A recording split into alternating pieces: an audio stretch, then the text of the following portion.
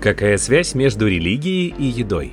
В этом видео мы расскажем, как отличить халяль от кошера, чем цыганам не угодила конина, а индусам говядина, и почему католические монахи пьют пиво во время поста. Не забудьте подписаться на наш канал, чтобы не пропустить новые интересные видео. Религия издревле определяла основные правила питания. Национальная кухня того или иного народа тесно связана с его религиозными верованиями. Существуют не только запреты на употребление отдельных продуктов, но и особые правила кулинарной обработки пищи. В православном христианстве около 200 дней в году занято постами, когда запрещается принимать пищу животного происхождения. Но эти пищевые предписания носят временный характер и нет деления на постоянной основе на одобряемые или порицаемые продукты. Это является принципиальным отличием христианства от других религий.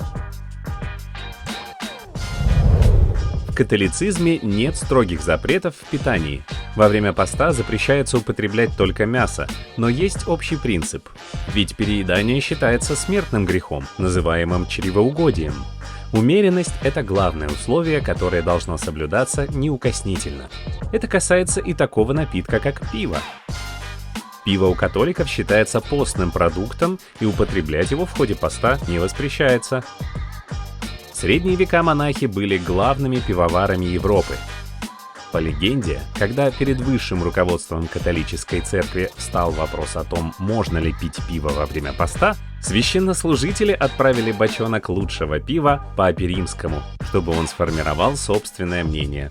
В дальней дороге на жаре напиток прокис, и, попробовав напиток, папа объявил, что употребление такого пойла не доставляет удовольствия, в связи с чем разрешил пить пиво постящимся.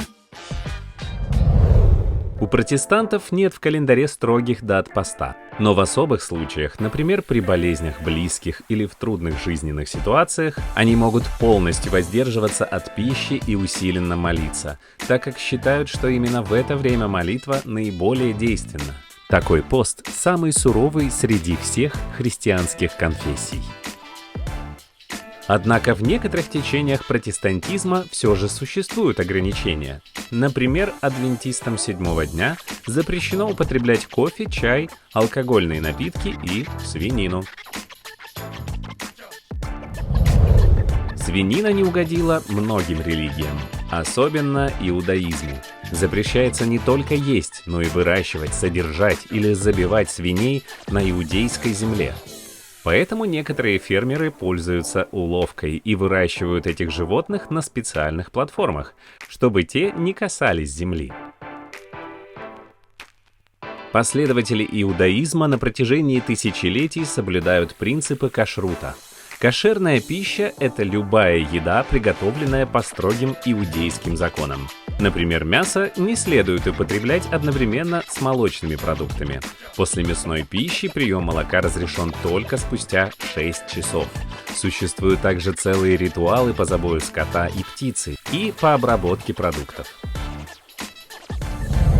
В исламе тоже много строгих правил употребления пищи.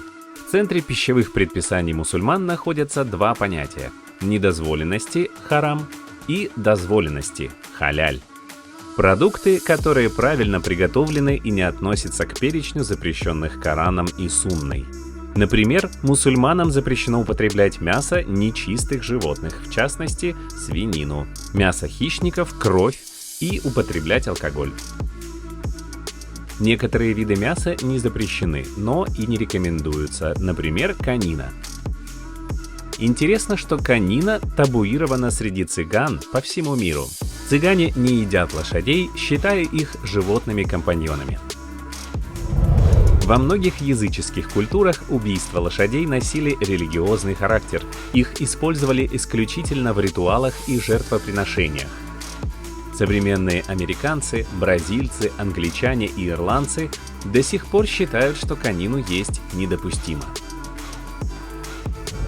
Для индусов лошадь, как и корова, неприкосновенна. Одним из самых известных пищевых табу в индуизме является религиозный запрет убоя крупнорогатого скота, особенно коровы.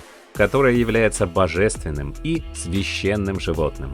Защита коров и отказ от употребления говядины в пищу традиционно является неотъемлемой частью индуизма. Корова находится под защитой государства и пользуется огромным уважением. Идея перерождения в индуизме одна из центральных. Она и определяет отношение человека к животным. Считается, что в одном из последующих перерождений человек может явиться на Землю в обличии коровы или любого другого животного или даже птицы.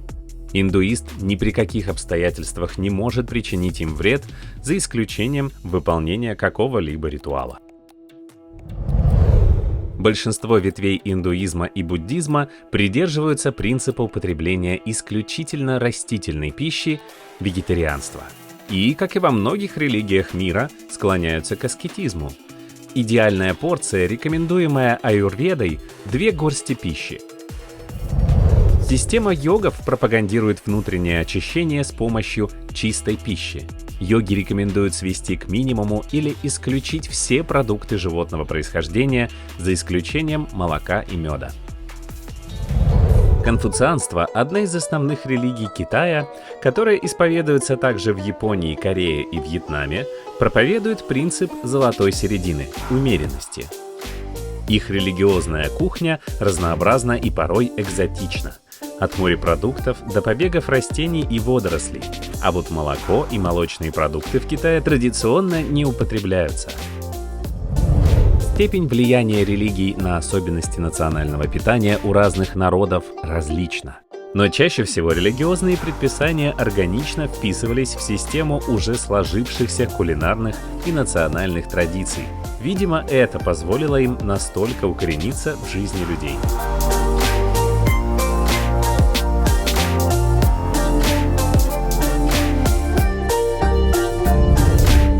Если вам было интересно, не забудьте подписаться на наш канал, чтобы не пропустить новые выпуски.